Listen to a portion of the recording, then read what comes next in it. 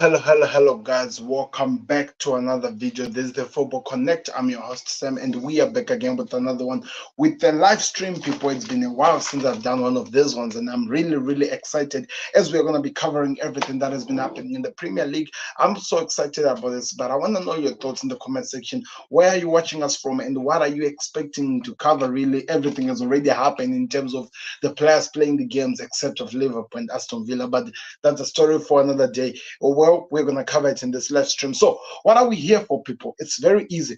We're going to be analyzing the game between Arsenal versus Manchester United versus Arsenal.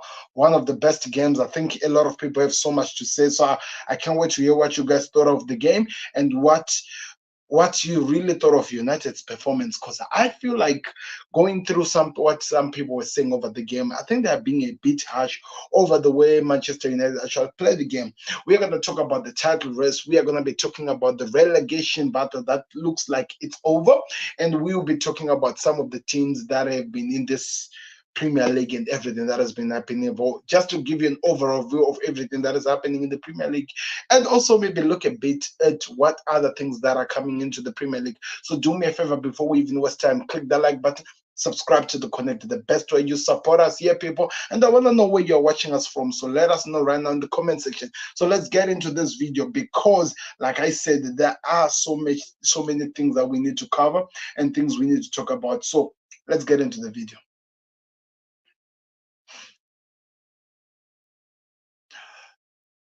So, looking at today's game, the way it was played, we expected nothing but a massacre. I remember when we were talking about this game, I said something, even if you go check out, I think one of the shots that we have on the Connect, where I was saying that Arsenal are going to embarrass Manchester United. Because I was looking at how United performed against Crystal Palace, how they looked like, and I was questioning exactly if they really know what they wanted to achieve. But, well, Eric Ten Hag, somehow, whenever his back is against the wall, he always finds a way to provide something, to save his ass a bit, if you understand what I mean. And I know that United lost, which everyone are going to be talking about. So many people wanted a win. Remember, they kept on reminding us how Arsenal's record at Old Trafford is really not that good and how they always lose games and stuff, so forth and so on. And I understand it's not really a good look, really, when you look at how Arsenal have been performing at Manchester United. But that's what Mikel Arteta has been working on. He has been working on each and every single day to try and improve what his team is actually giving out to the world and exactly how he's going to be performing, which exactly you have to put some respect on him because he has really transformed these teams. He has really transformed into a point you'll be like, okay, this team is now actually with to actually win the league, because people, that's what they're talking about. They feel like Arsenal deserve to be winning the league this season, which is true. Look at how many points that they're going to be acquiring if they win the last game that is left. So the question that we were asking, would they be able to pass the Old Trafford test so that they take this title race to the wire? That's the question that so many people were asking. Do Arsenal has what it takes to actually take that ball to that game to the wire? And of course, through some mistake with the goalkeeper and Casemiro and Onana, Arsenal got their goal. And I felt like after getting that goal, you could feel that sense of relief from the players, because after that, they just turned off. It became only defensive for the rest of the game, which is really weird to see from an Arsenal team. Especially, we are talking about Manchester United, which were, by the way, embarrassed by Crystal Palace, which in a way, when you watch that game, they were really mocked the way Crystal Palace were moving the game, the way they were actually attacking this team. They were actually mocking Manchester United. So for a big team like Arsenal, the team you actually think that they have what it takes to actually produce something, to be defensive, to actually be, the way they approach this game, it really left me with so many questions, because I felt like if they really wanted to go for it, they could have gotten some goals in this game. But I think we are starting to see some bit of coaching from Eric Ten Hag. I feel like because his back was against the wall, not some quality players like Bruno Fernandes, for example, we kind of like saw a bit of a structure in Manchester United today against Arsenal. And that is something that is very weird to actually hear me talk about it, especially if you listen my videos that I've been talking about Eric Ten Hag for the past weeks or even months. It felt like I was repeating this whole thing because I kept on saying the same thing again and again and again. For the first time, I actually felt like I saw a bit of a structure because Arsenal really struggled to break down this United team. Because if you go look at the goal, they had to force it in, and Trossard was there to actually be the finisher, but they had to force it in. But Saka struggled to actually create something meaningful. And Odegaard, he could not really create something that is tangible. He did try to create, and they had so many shots. Onana was really, really working so hard to serve them, but there was that element of struggle in terms of how Arsenal were actually playing the game. And for me, that was a scary thing to look at because I'm used to United being the team that you can just approach any way you want and you hit them so many goals that you want. And I actually felt like maybe rather than to say that United were good, we have to look at the other way because I feel like the other way is always true. Arsenal in 2024 has been a perfect team. That loss against Crystal Palace would forever be the only thing that is now costing them the title race if Tottenham doesn't do them a job on Tuesday. This team has been a perfect team, and it's not easy doing this in the Premier League, trying to do that in the Champions League, focusing on all this competition. It's not easy, especially with the amount of games you have to play. Look at how Liverpool did it, trying to do with all the games and how they fell down quickly. And now people wonder why Klopp was always focusing on some certain competition to achieve other competition. Because it's not easy. You cannot do it with the same group of players to actually play game after game, night after night, to at least try to be up there. It's never easy in football. But that's how Arsenal have been in the Premier League. So perfect, winning their games as well in the Champions League. Of course, I know the first game against Porto, it was an anomaly to lose that goal in the first game, and they went in and rewrote their mistakes in the second game. Defensively, they've been unmatched. Midfield wise, in terms of how they've been performing us now, out of this world. Strike force. We talk about them needing a strike and something and so forth and so forth. There are a lot of things we say. They've been perfect. And now, because we are now in the last stages of the game, and since the Aston Villa game, you can now start seeing them, laying back, looking like a team that is losing confidence, looking like a team that is losing, what we have come to know Arsenal to be. And it's understandable. They've been doing this for such a long period of time that, it all makes sense when they drop down. It all makes sense when they look like they're losing a bit. And it was a matter of time, and we are seeing it now, and we could be saying, oh, they don't really look like the team that we're used to, but they are still the Arsenal team we've been watching. And they are still looking like the team that can still improve, go further, even if they don't win this season. I believe in my gut, I believe they will be back again, challenging for the title. But this City team is something new it's something that we are used to. We know that Pep Guardiola, when he smells blood, I'm gonna keep repeating this until to the end of the season. When they smell blood, they know how to put pressure on the team. They know how to step up, and that's exactly what they're doing. But in terms of Arsenal versus United game, like I'm saying, I was surprised the way Eric Ten Hag actually approached this game because there was a bit of structure, like I'm saying.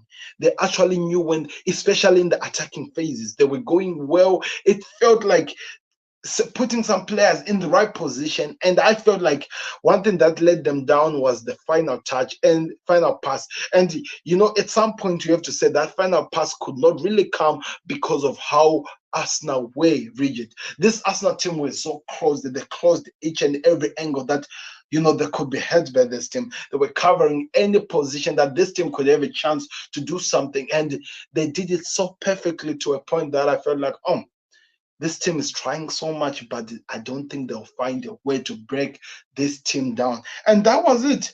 They tried, but Arsenal were so resistant. Sorry for that. They stopped this team from doing anything meaningful. And I understand. It's never easy to break down this team. And especially with Saliba playing at the level he was playing today, it just made it even worse than it should have been. He made this game so worse. So we're gonna look at this. We're gonna look at this board. So I want to hear what you guys think.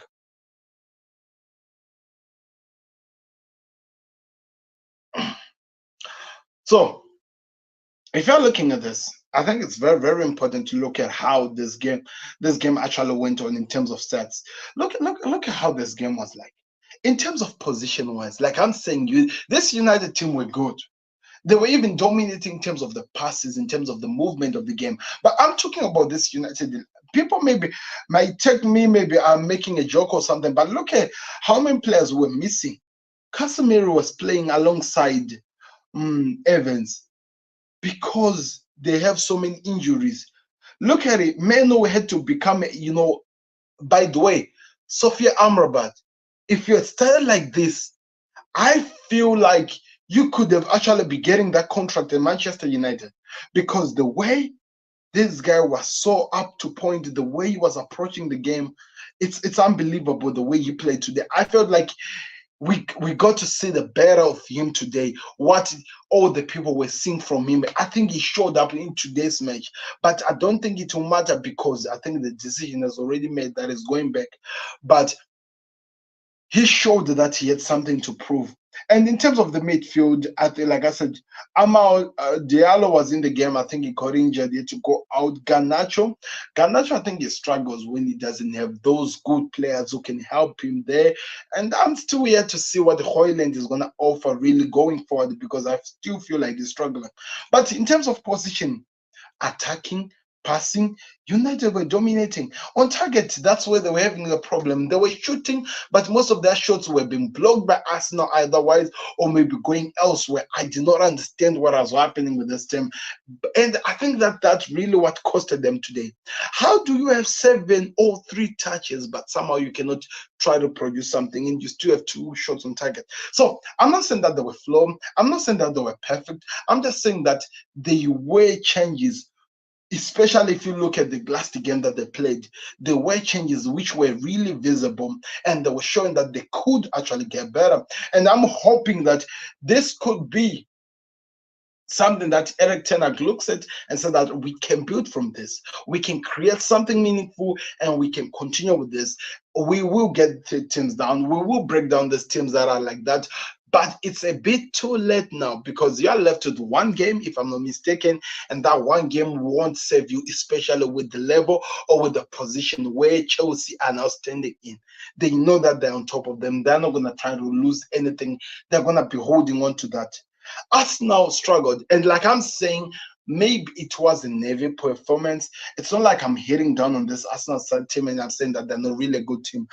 It felt a bit like it was a Navy performance. Arsenal were afraid to hurt this team, to attack this team, to try and create something. And it makes sense. You're playing with a juggernaut of you, a team that has done it, that they know how to do it in the moments where it matters the most. They know how to step up. They know how to actually do this, especially at their home ground, especially when that crowd is noisy. I'm a Liverpool fan, and I think this season I've seen it firsthand. When United really wants to step up, they can hear it. And so that's why that Navy performance from United. And also, I felt like that Navy performance was being led with the history that they have.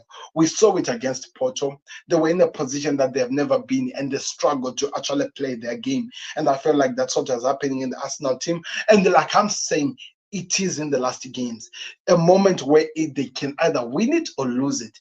And after that performance from City, how do you try to not really match it, but try to keep the pressure on the City? It's never easy. And all these things was the pressure that this Arsenal team was dealing with. And I have to say that they've passed with the high flying colors. They look like they are a team that is growing in this match. They look like this team that is maturing, this Arsenal team. And I feel like they can even go far. Like I'm telling you, next season they'll be back for it and they can even do more. To be honest, I'm gonna give you my season review of what I think of Arsenal, so I don't think I have to ruin it for you right now. It's gonna be an exciting one. Trust me, you have to be waiting for that one. But what did you think of today's game? What did you really think, looking at the performance, looking at everything that was happening? What did you really think of today's performance? What needs to change for these teams to actually reach that performance that they have to be? What do you see Arsenal to? What do they need to do to get to that level where we can say, okay, they are now good. They are ready to go forward. They can hit teams because I feel like this element of falling down, this element of losing one game, and that could be the game that's caused them against Aston Villa. These are the things that they need to wash up, that they need to work on. They've managed to stop the Juggernauts. Man City took 4 points of them. They've done that as well to Liverpool, one of the teams that they were fighting in the title race with.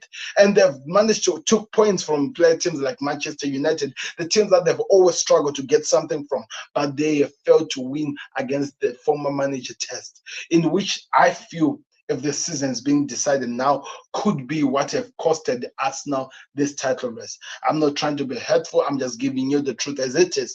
This has been a long title race, people, and it has been exciting. We have gotten some of the best performance in terms of 3 teams fighting to win it, and of course, it seems like it's always scripted. Man City always finds themselves winning at the end, but they've made it so exciting this season, and I'm really grateful. It feels like I'm already doing my season review, but no, not yet. That's saved for next week.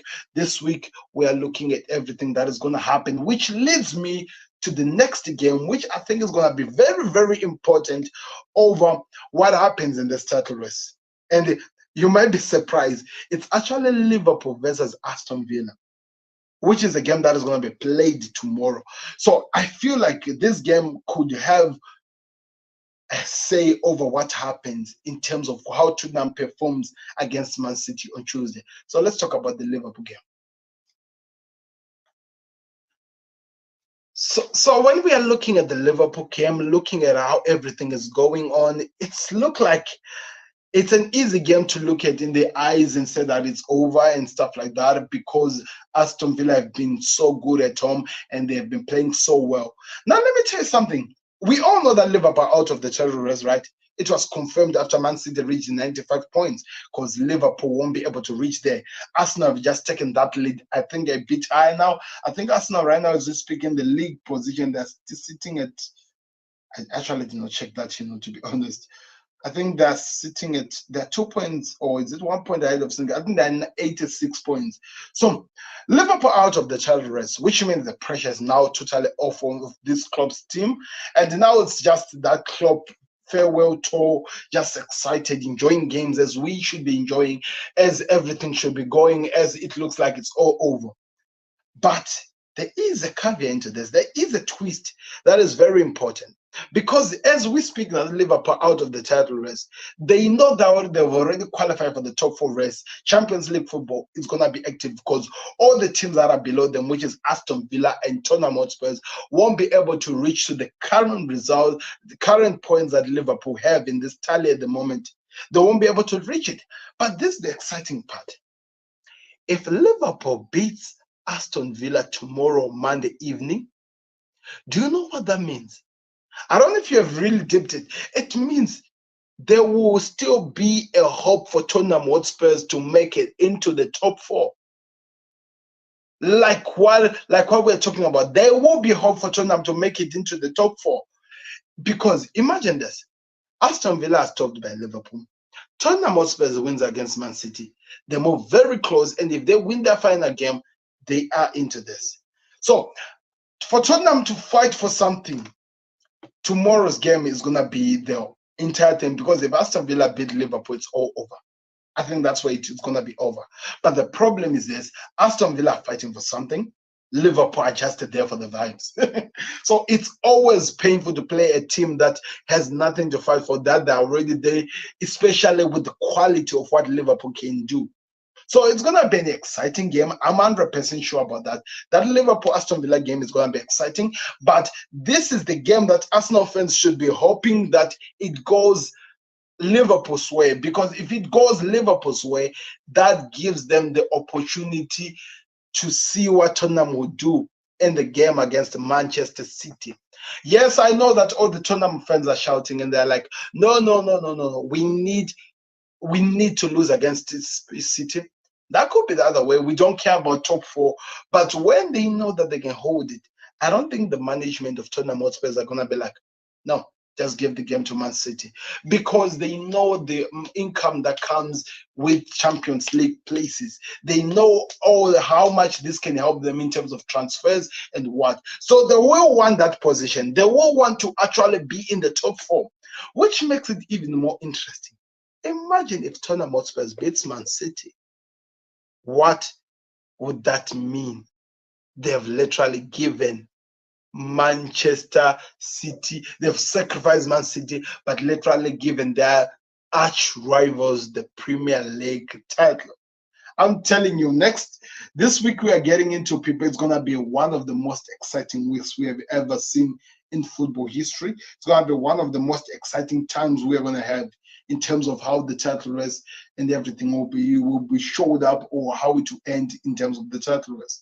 I'm really, really excited, to be honest, and I cannot wait to see how that one plays out like. But I want to know your thoughts in the comment section. Do you think that Tottenham has what it takes to beat Manchester City? Do you think that they have what it takes?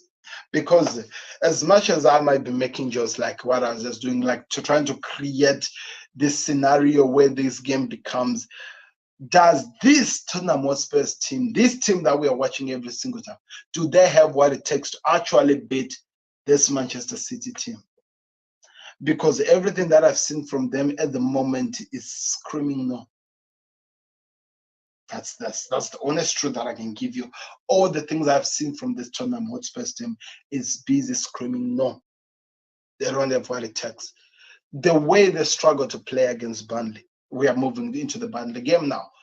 They struggled to even break down this Burnley team we were watching. So let's get into this. Let's talk about it. So, like I'm saying, people, it was one of the amazing weeks. Not really goal scoring wise in terms of how everything that was happening. One of the games that we were also keeping an eye on was the Tottenham Hotspur's game, because it had everything that, in terms of how the league will look like, in terms of how things are going to look like at the very end. So, really watching this game, we were wondering how would the other team actually perform. We were wondering how would they actually find themselves in terms of performance. And as we saw the game against Tottenham Hotspurs, we can now come down here and try to understand what went wrong and what is really, really wrong with this Tottenham Hotspurs team. They had the position, they dominated in terms of shots, even on targets. They were there. They were controlling touches. They were on top of Aston Burnley. They did everything well in terms of this game, but the final touch was what was missing. And I think if we ever gonna get to a chance to look at how this Ange Postecoglou train has actually fallen down, it's not only in defense, it's also in the strike force. Richarlison got injured. Took time for him to come back into the first team. They signed Timo Werner. I have no idea why. And at the moment, some people talk about how he performed and stuff like that. You never know. And at the same time, Brendan Johnson, the guy you think that maybe could step up to become the guy, he's not really the guy. He's not giving them what they're expecting. As well as the Madison, the guy who was performing so well, gets injured, come back from an injury, no longer the same guy. He looks like he's out for the season. Maybe after the season, coming back into the preseason, it could be a different game. Because I'm talking about this Tottenham team played 10 games unbeaten. 10 full games unbeaten. And from all those 10 games, and they just become this, whatever this is. This is what Tottenham Hotspur has become. And when I was watching yesterday's game against Burnley, to be honest, I don't want to be a judge. I know the stat speaks other things, but to be honest, when you watch that game, you have to think about what we were just seeing against Man City and Fulham. And you wonder, can they get something?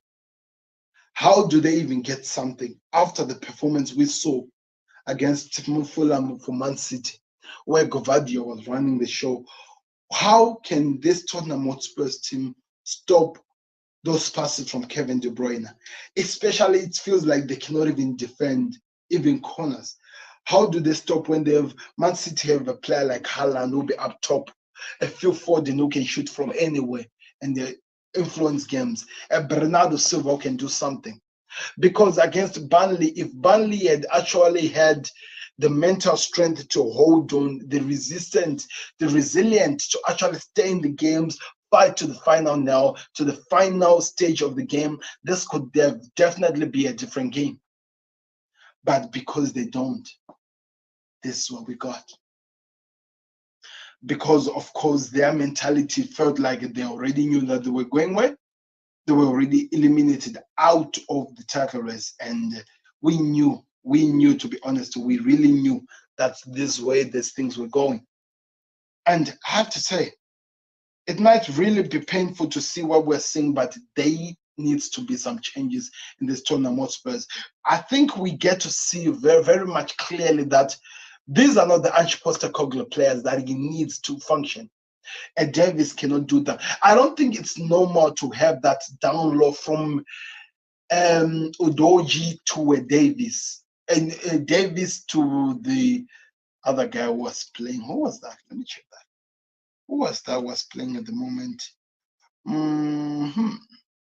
Oh, Skip. Skip was not even that bad. But the other guy, the guy that I was thinking about was Royal. Because Royal was really terrible against Liverpool, to be honest. So it shouldn't be that much of a drop off.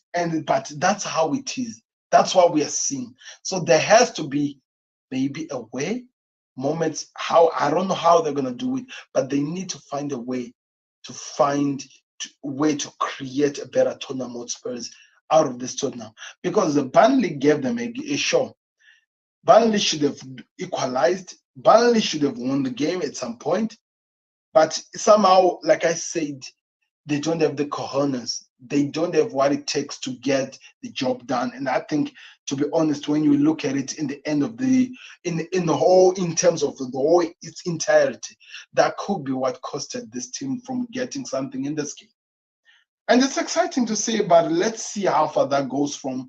But I'm curious. I want to know your thoughts in the comment section. What did you think of Tottenham versus Burnley? Because I felt like it really let us down.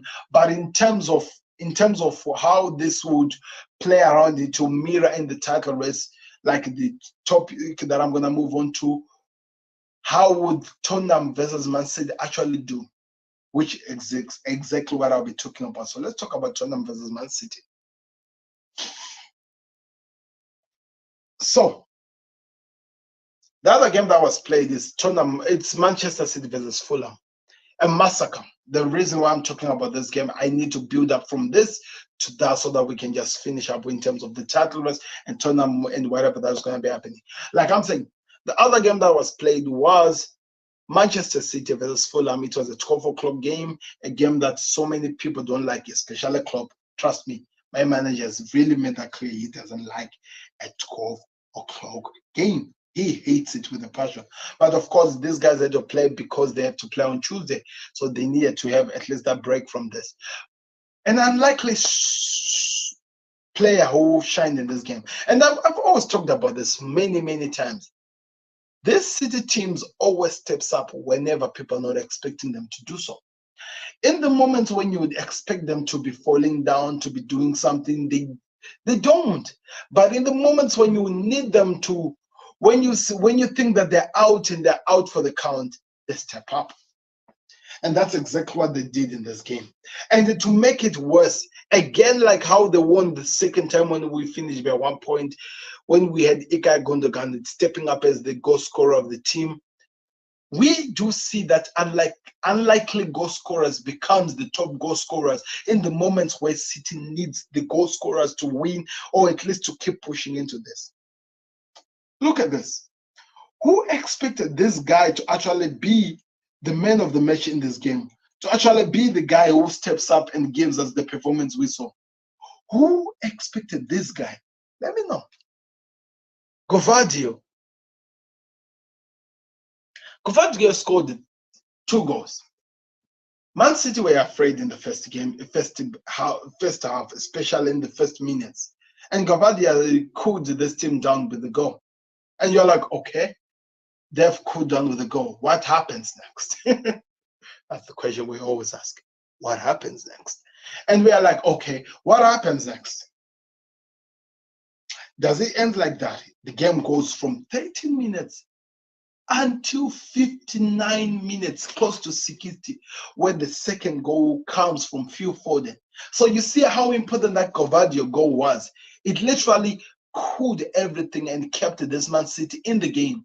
And they were controlling it, passing it, doing whatever they needed to do. They were now comfortable because they knew that they'd already gotten the goal that they needed. They were comfortable. And that's exactly what we saw from this game going forward. And they should have scored more goals. Haaland missed some sitters.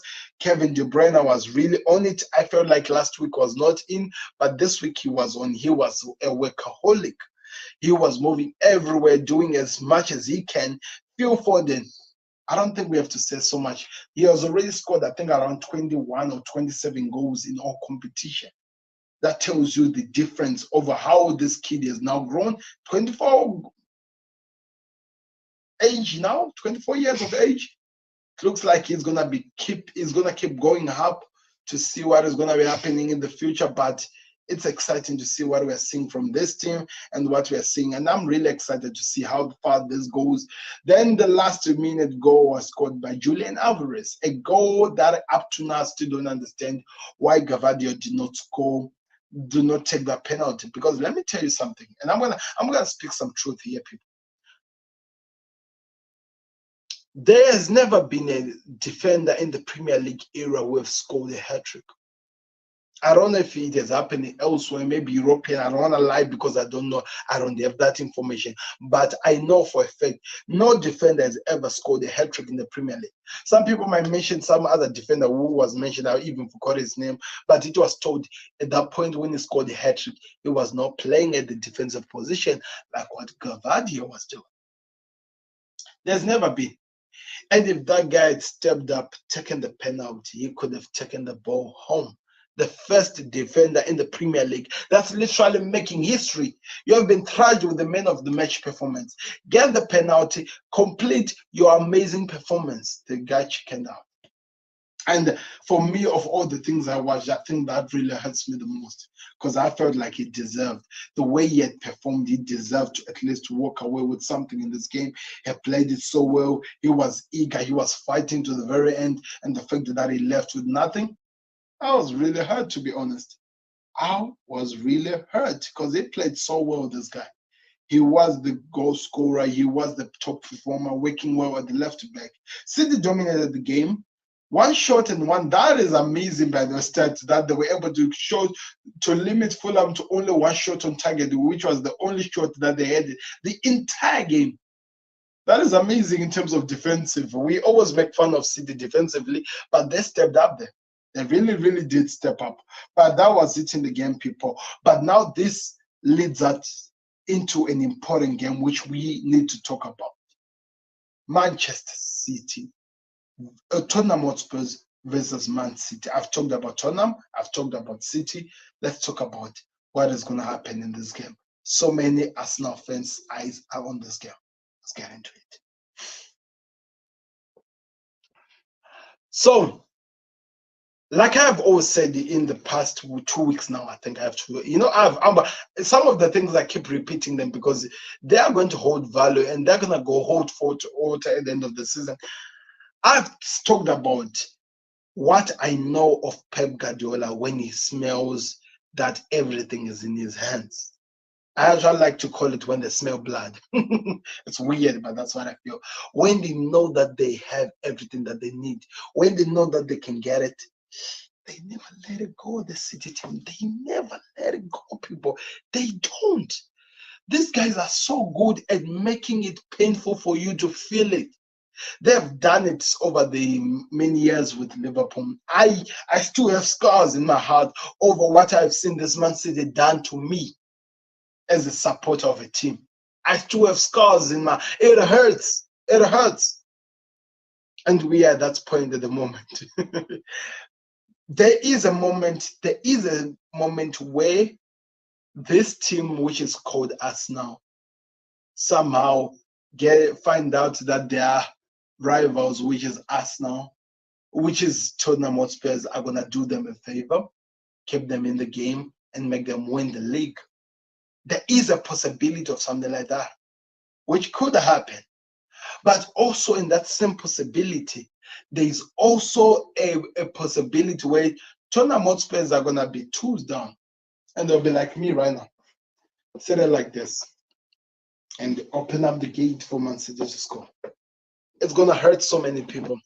Nobody's ready for that. And the Arsenal fans, I know for a fact, they are praying that Tottenham Hotspur, please believe you can do it. You can do it, Tottenham. You can do it. That's all what this Arsenal fans are saying. They're busy shouting, please, Tottenham, you can do it. I know you can. I've been from the east to the west. You Tottenham Hotspurs, you can. Some people are even turning up into political parties as these Arsenal fans. They need Tottenham Hotspurs to step up against Man City. They need to for one night. And I think that's one night in their entire career where they have to step out of their comfort zone, support one of their longest rivals in a team, and hope that they deliver the title that they need. It has never happened, but it could happen this season. But it's not about what they're hoping for. It's about, can Tottenham do it? Can this Tottenham Hotspurs actually do it? And in what I saw, to be honest, I had to be the bearer of bad news. Even if they wanted to, I don't think that they can do it. Even if this team really wanted to, from the heart of heart, they really wanted to step up, I don't think that they really do have it. I don't think they have it in them. I don't think that they can actually step up to produce something meaningful for this team. I don't see it. And that's just my honest truth. You might not like it, or you might say whatever you say. That is just my goddamn honest truth. This team could achieve more. Maybe next season, this Tottenham Hotspur team could achieve more, but not this season. I think most of those players, they are already, and I'm going to say this, they're already on summer. But it's not even a problem in this case, because even the Tottenham fans wants them to be on summer on this game. In fact, Expression was even saying he wants them to play the kids. He wants Ange Postecoglou to literally play the kids, the goddamn kids, people, for this game. That tells everything you need to know about the game. That tells everything you need to know. You might believe that Tottenham Hotspur is what it takes to beat Man City, but we just don't see it. And guess what? History tells us this is the bogey ground for Manchester City. Go on all the grounds that they've been. They've only managed to win one game in this very ground. And that was in the FA Cup this season. But can they do it? Ange Postecoglou has been known for as a manager who has managed to break so many histories of Tottenham Hotspur. Some things that they've never done in there as a club. Ange Postecoglou has done it, both in the positive, in the negative. It's very confusing. My head hurts when I think about what this guy's doing. But like what I'm asking, do this team really has what it takes to actually beat Man City? I'm thinking about who's going to really stop Haaland. Van der Ven can, and Romero can, but usually with Romero, he's an emotional player, so you might find that as he tries to stop, he's going to get those yellow cards, those red cards. That always comes to him. He did it against Chelsea, and I do feel like he might do it against City, especially if he wants to fight emotionally in this game. But also, I feel like this is not also going to be an easy game for Man City, which is very important. Unless Tottenham are going to be tools down and they're going to hand over, like literally said that score as much goals you want to score Man City. If they really turn up in this game, if they really perform, this could be a different game. But how can it be? I don't see. That's the problem. I don't believe that they can do that. I don't believe. With what I saw them doing against Burnley, I'm not even going to talk about what happened at Anfield. I don't even have to talk about what happened at Arsenal, or even what happened at Chelsea, a team that is trying to do. We saw what Nottingham Forest did to Chelsea. So do you think that this Tottenham Hotspur, who could not even beat Chelsea, can stand up and play against the team that is on top of the league, who knows that if they lose this game, they're not winning the league? Can you think that City are just going to be like this and allow this team who don't even have the confidence in themselves to perform? Do you think that they will sit down and just watch this team win? I don't see it, and I don't believe it. And to be honest, that's why I am saying City are going to win this game. City will win this game. We'll win this game. And I think after that, like we saw today, Arsenal performing at Old Trafford, you can see that they want to believe, but the belief is dying down so fast. They know what's happening in this league. They can feel it. They can feel it, that it's really slipping away from them. That's not him. Let me know your thoughts in the comment section. What do you think? I feel like Man City are going to win this game at least by 3 or 4 goals to nil. Which, if they win by 4 goals to nil, that goal advantage that Arsenal fans has been holding on to, believing into, it would literally disappear. Now look where we are now. That's the beauty of the Premier League. That's why we love this Premier League, people. It's full of so many surprises. So that's it about the title race, people. I think I've done it justice. I've covered so many things. Talk about the Liverpool game, who are out by the of the title race. Talk about everything that is happening. Now let's move on to the relegation zone, because so much has really happened in all the teams that have been in the relegation zone. So beginning of the season, 3 teams were promoted, and I'm gonna be in this week that we're getting into. I have to react to my predictions of the season. It's gonna be crazy. I'm not even ready for that one. So 3 teams were promoted, which is Sheffield, Burnley, and Luton Town. Luton Town had to come out after the playoffs, but these 2 teams, Sheffield and Burnley, were promoted because the other one, Burnley, was number 1. The other one was number 2, which is Sheffield. Now, when I said those things, does that not scare you? Because now it's turning out that this is shambles. It's turning out that this is really shambles. So let's talk about it more in depth.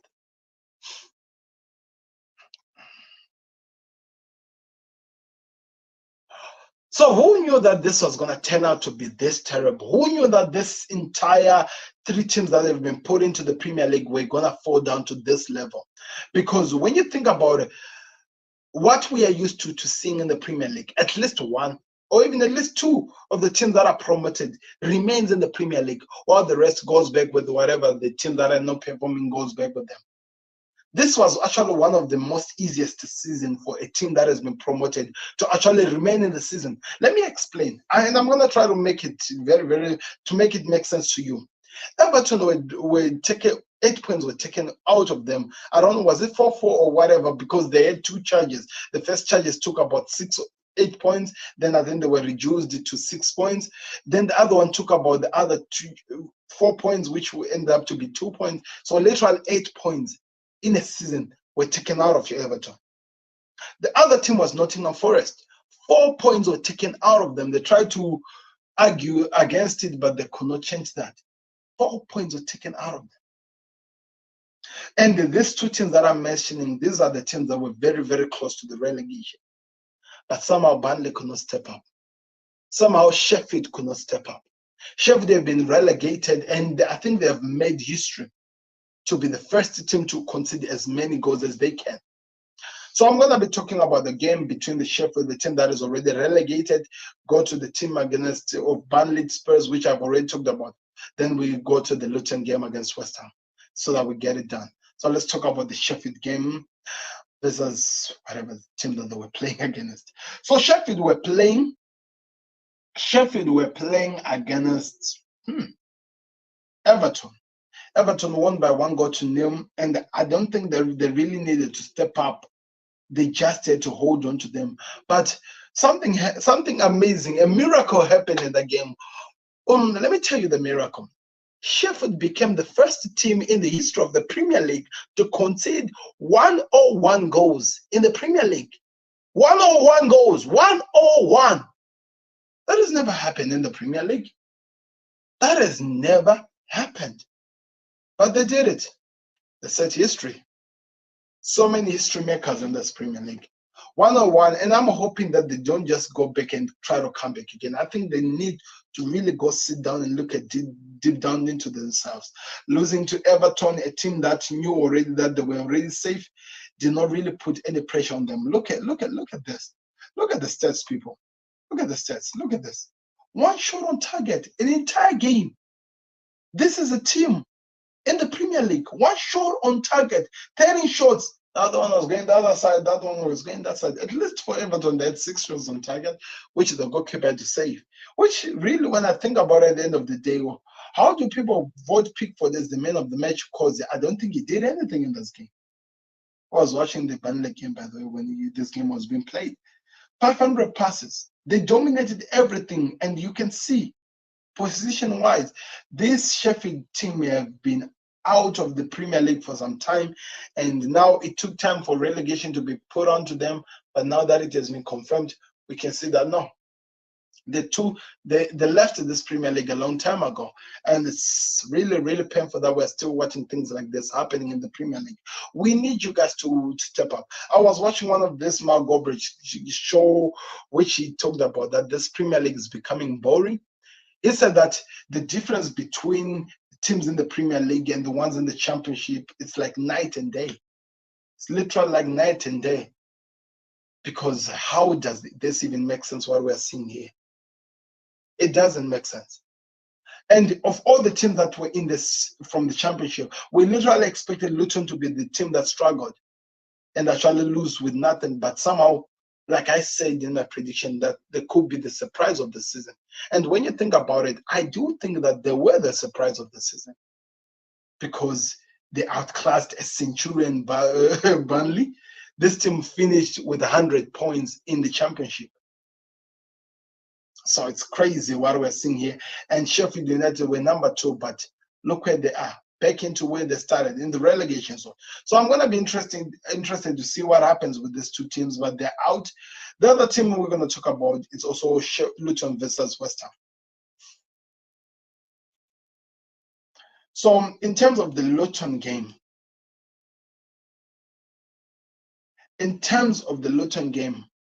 nobody expected to see what we saw. I literally thought that Luton could beat West Ham, even though I know West Ham were their own home, but I thought because West Ham had nothing to fight for, they would already achieve where they were.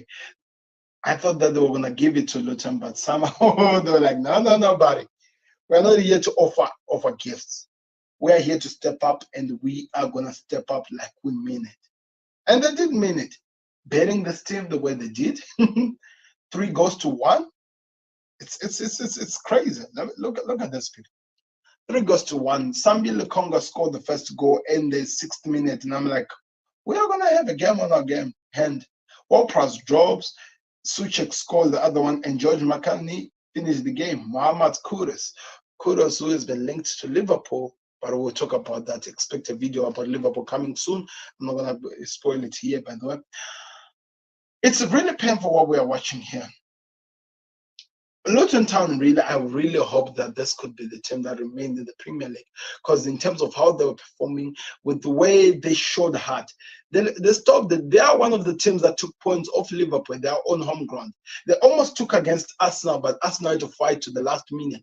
So we can all agree that this is a team that can do something in the Premier League. This is a team that can actually improve and actually go challenge for something even more than what we saw. And that's exactly what this team did. And I have to give some respect. It might be painful that they're out of the Premier League. They stepped up when it matters, and they gave it their level best.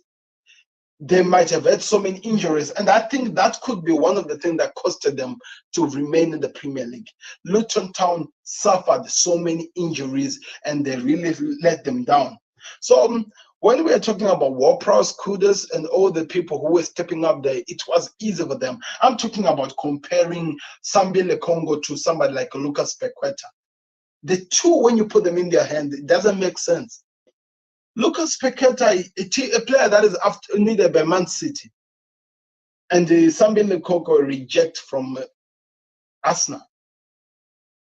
It doesn't make sense, but I'm really, really excited over what Luton did. I think if I'm a Luton fan, this is a season that I could be proud of.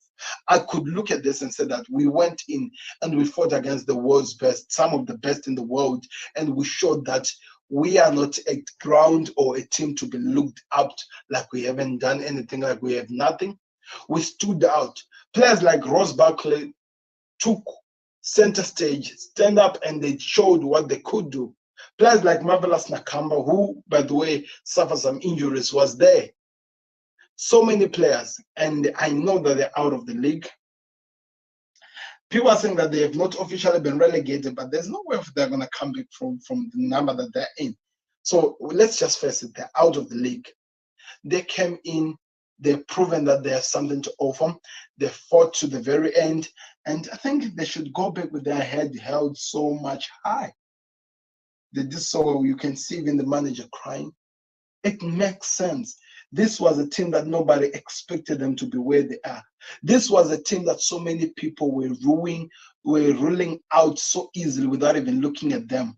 They said that they will never even do anything, but they fought to the very end. And look at this. This is what I'm talking about. The fan base coming out and saying that we are proud of you. You came into the league of the giants, where we have with our small ground that we have, and you showed us something special. You fought. You are the only team who can say from the championship, we came and we proved that we can do something special. And they did. And there's things like this, there are things that you always remember and be proud of. So it might be painful that they lost the game, but they fought to the very end and they deserved at least something out of it. I'm sure if they can go work on something, they would come back and be even more better than they were. So this is the only team that, if I'm talking about from relegation zone, this is one team that I can actually be proud of and talk about that they actually did something special. They stood up. They showed that they have something to prove. They were so meaningful. They were fighting to the very end, which was amazing. So I'm actually proud of you, Luton Town. You deserve something, and you did so much to prove that you deserve to be where you were. So I don't know. I want to hear your thoughts in the comment section about it. What do you think of Luton Town? And were you really impressed? Because I felt like as they go back to the championship, they now know what the Premier League is out for. They can go build a team, come back even much stronger. They will fight, and I'm telling you, might be surprised. Maybe the second time they come back, they will remain in the league. It's exciting times, people. Let's see what happens. Like I'm saying, this is the only team that I can come out and actually say that from the relegation zone, I'm proud of. Let's talk about Vincent Kompany, because I have a few things to talk about the Burnley manager. What is the meaning of deluded? Can somebody let me know in the comment section? What do you think when we talk about somebody who's deluded? And the reason why I'm saying this, you get to make 100 points in the championship. Amazing achievement. Come show what you can do in the Premier League. You want to play the game you're playing in the championship, but the teams you're playing with in the championship, they're not at the level of the teams you're playing with in the Premier League. There's a difference between 1 and 2. So you come into the Premier League in a league where you know that it's never given. You have been there as a player. What do? You need to create a bit of defensive as well as attacking. But my problem with this, with Vincent Kompany, is this. When you discover that it was never going to be an easy game like you thought, an easy league like it was, didn't you think that it was wise? I think for me, it could have been wise of you to try and change and do something better in terms of how you had approached the season, how you had approached this league. Try to find a way to defend while you're attacking. Because those 5-0 that you're losing costed you in terms of goal score, the negative sign you had at the end. And as well, those chances you are not taking, those moments where you should have taken the wins or something, costed you to the level where you were at. So I'm going to look at this guy and say that you were the biggest team. The achievement of the championship, the best that they could have offered from last season's team that we brought into the Premier League. You were the center stage, like what Leicester are this season. You were the center stage. We expected you to come and produce something amazing so that we give some respect to you as a manager, as a legend of a club. What were you going to do? I felt like Vincent Kompany should have changed his tactics a long time ago. And the moment when they tried to change it was too late. He was already knocked down, so low down that he could not come back. Of course, he did not break that history that Sheffield United broke of 1-on-1 goals that he has faced. And to be honest, he's not even the second bad because United has taken that number. I think now 82 goals that have been scored. But I think if he's gonna learn something in this Premier League this season, is that you need to find a team that is quick to adapt into things that changes. Because I feel like, and this is something that I'm gonna talk about with Ange Postecoglou as well. I feel like the managers that makes it into this Premier League teams or into this Premier League are managers who are willing to adapt to any scenarios that comes in the league. I'm talking about Mikel Arteta. Do you want me to be defensive? This season he has proven it against Man City. Do you want me to be attacking? This season he has proven it against numerous teams that he has played, and he has walloped with some high score games. Do you want me to be more humble and more respectful? He has proved it in one of the games today we saw today against Arsenal, against Manchester United, where he needed to respect the stadium he was in and to be more in control. You have to be willing to adapt to anything that is happening in the league. And I felt like if Vincent Company, that's one thing that he has to exercise the muscle to, of learning how to adapt in this situation. Because I feel like that's what costed him. Let's see, maybe he might come back next season, even a better one. But for this season, I have to give him an L. He did not perform so well and did not do well. I think his analysis over the Tottenham game I did. So that's my thought over the relegation battle, people. The teams that have been promoted, Leicester, I'll talk about them in the coming weeks. Remember, we're coming into the end of the season where we talk about the teams that are coming. And the other one that is coming, it's another new team, Ipswich Town. I think after how many years? I don't even know. Please let me know in the comment section.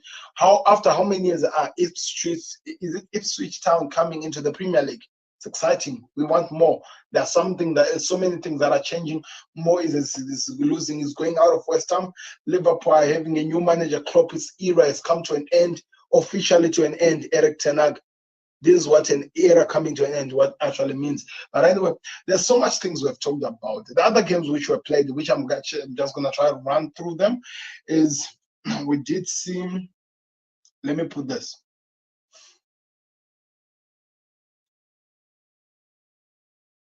So, like I'm saying, people, the other games that were played into this Premier League week, we did see so many teams like Man City, Fulham. Like I told you, it was a wallop. It finished as much as most of us expected. Like I'm saying, there was a win for. Let me go back to where it is actually. 4-0 for Man City. We saw Brentford showing Bournemouth that you are not the talk of the town. By the way, this was one of the best games that was there, by the way. This Bournemouth-Brentford game, I know that they're not fighting for anything, but in terms of a template of what Premier League is, this game has to be marking, this register, because I think it had everything. If you go look at the game, let me just click it. Let's just get into the game so that I show you what I saw in this game. I think it will even make sense for you. Look at the times when this goal was scored. The first goal was scored 86 minutes by Bueno, and after scoring the goal, Solanke at 89 drew the game. Then Wissa won the game in the last minute of the game. It was a good game, people. I'm telling you. It was a good game. It had so much to offer in terms of really challenging each other. These are the two teams that forced each other to the level best. I felt like, of course, Brentford kind of like pushed them. Bournemouth are not also a pushover. Areola, I think this new manager, Areola, has proven that if we are going to respect him, we have to respect how he's able to coach a team to be this really difficult to play against, as well as being painful to actually try to get something out of this, because it's really been exciting, I'm telling you. But I want to know your thoughts in the comment section, people. What do you think of the game? And what are you expecting, to be honest? Let me know your thoughts in the comment section. So like I said, I just had to show you that one of the classic games that we saw this week. The other games which were played, which they're taking time to load, but we all know we saw Everton beat Sheffield United. Newcastle versus Brighton drew, ended up being a stalemate.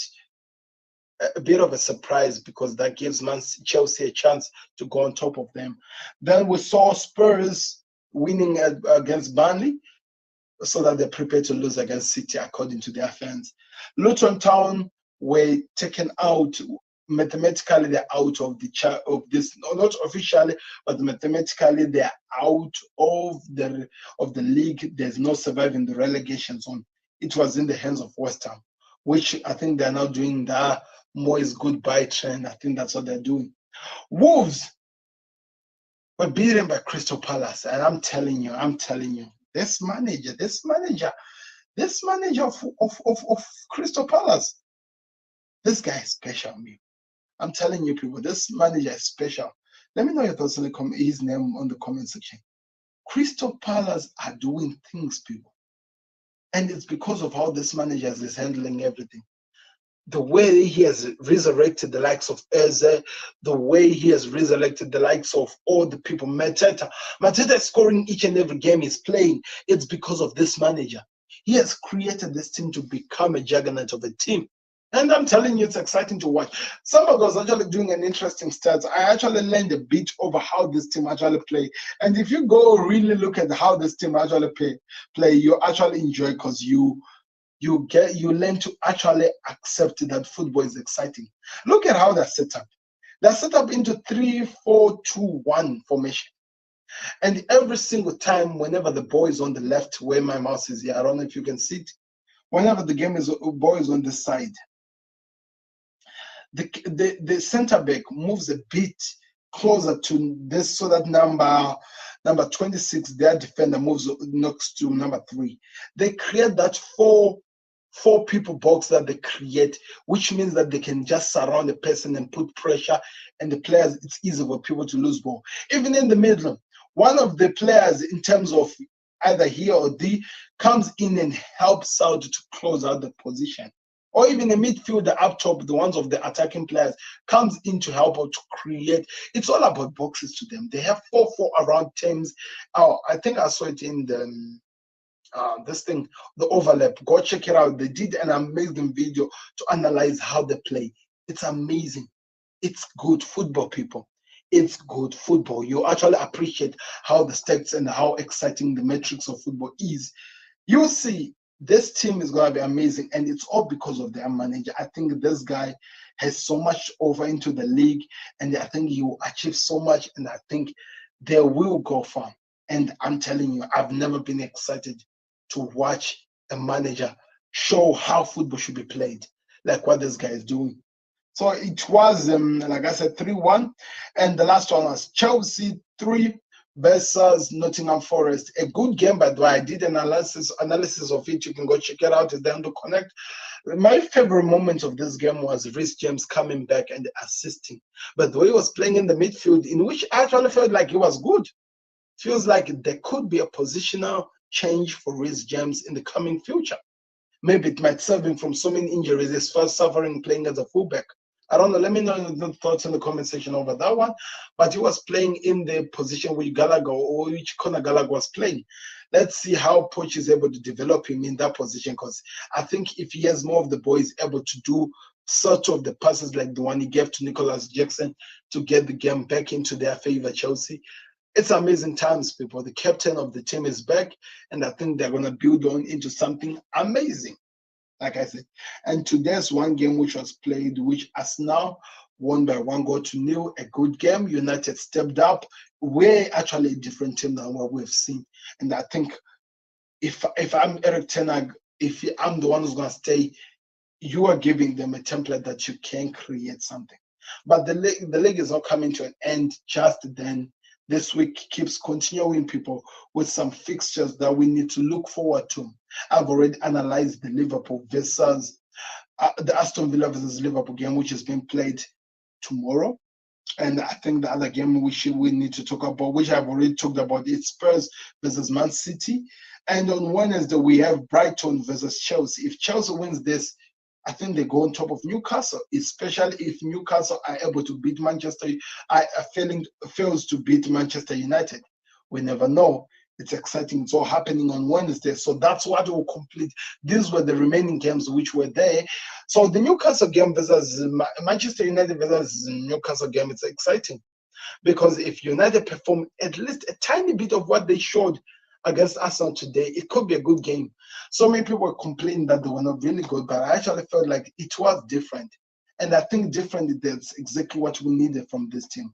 We needed them to be different. And I think today they showed that they can be different. They can bring something exciting. They can be amazing to watch. And they can achieve something even more amazing. So we can hold on to that. And we hope that we build from that. Because if we cannot build from that, it's going to be a long time, people. It will be a long time, people. And I'm telling you, I'm excited, really. I don't want to lie to you. I'm excited over where these teams will go. I'll be here to give you my analysis. They always come 13 minutes, 16 minutes, according to what the game goes. You don't be surprised I come back and also be throwing shots as well with Eric Ten Hag. I've been known to do that a lot. So I'm not saying that I'm clean, people. I can just turn it around. Anyway, let's move on from all that thing. As we are, think just doing a roundup, as we are now going to be looking at the Premier League as a whole. How is the league table looking like as we are now in the last moments of the Premier League? So the league table has a new champion on top. Like I said, Arsenal are back on top of the league, and they're going to be pursuing and hoping that City drop the points. So Arsenal with 86 points, Manchester City with 85 points, but with a game in hand, which they'll be playing on Tuesday against Tottenham Hotspur. Liverpool with a game that they're going to be playing on Monday tomorrow against Aston Villa. They are on 78. Yeah, it's on 78, people. And we have Aston Villa, who still wants to be in the top 4 race, and the Tottenham Hotspur is still chasing them. They play Liverpool tomorrow. It's all be decided there. Tottenham Hotspurs, who they are there. Newcastle are now number 6, which means they're in the European positions, as well as Chelsea in the European position. United just goes out of that position as they sit in number 8. West Ham out of the European position because they are 2 points behind United, which means a long ago before they reach to Chelsea level. Brighton, Bournemouth, Crystal Palace, West, Wolverhampton, Fulham, Everton, and Bournemouth are just there for the vibes. Nottingham Forest have just survived this because even if Luton Town win their game in hand, there is no way they're going to be able to cover the position of minus 31 goals. I don't see it happening. So Luton Town are out, Burnley are out, as well as Sheffield. What a time we've had in the Premier League. And what a time I've had in the stream, people. This was my first live stream after a long period of time. So I want to know your thoughts in the comment section. What do you think of it? Do you want me to do more of these things, especially to do some quickly reviews, covering as we are going to be going out? Or you want me to do it on Facebook? Remember, we have a big audience on Facebook.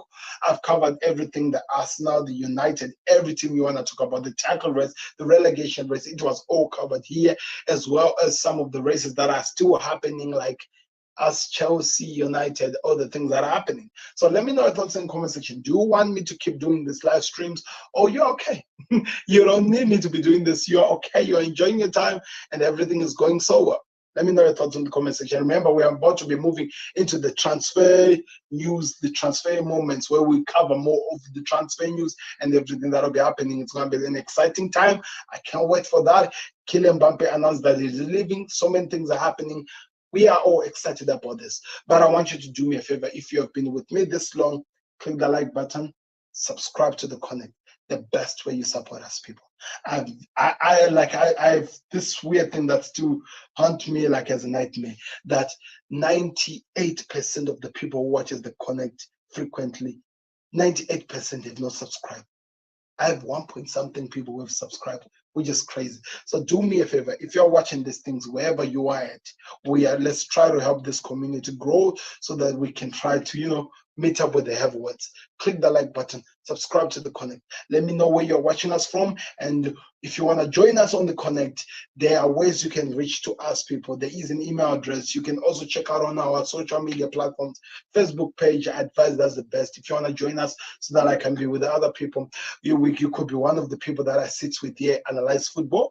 Let me know your thoughts in the comment section. Click the like button, like I'm saying. Reach us on the other platforms. We will talk and we will invite you when we go live. And somehow Some people might talk about some of the points you have left in the connect when the time comes. So thank you very much for watching. I've been your host, Sam, and I've given you an entire hour and 10 minutes analyzing everything that has been happening. So see me on the other side.